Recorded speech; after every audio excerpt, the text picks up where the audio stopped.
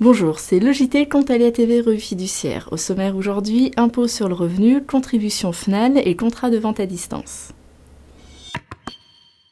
À compter de l'imposition des revenus de 2014, le plafond de la décote est déterminé en fonction de la situation de famille du contribuable, c'est-à-dire seul ou en couple soumis à imposition commune. La limite d'application de la décote est relevée à 1 135 € pour les célibataires au lieu de 1 016 € pour les revenus de 2013. Elle est fixée à 1 870 € pour les couples. Par ailleurs, la décote est calculée non plus sur la moitié de l'impôt brut, mais sur son montant total. Ainsi, pour l'imposition des revenus de 2014, le montant de l'impôt est diminué, dans la limite de ce montant, de la différence entre 1 135 € et cet impôt brut pour les contribuables célibataires, divorcés ou veufs, 1 870 € et cet impôt brut pour les contribuables soumis à imposition commune.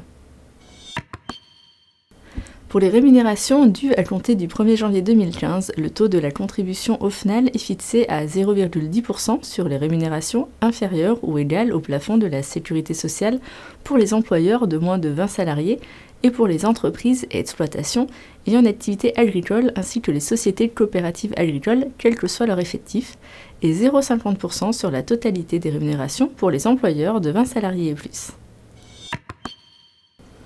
À la suite de la conclusion d'un contrat de vente à distance lors d'un démarchage téléphonique ou hors établissement, le consommateur dispose d'un délai de 14 jours pour se rétracter sans avoir à motiver sa décision ni à supporter d'autres coûts que les coûts directs de renvoi des biens livrés.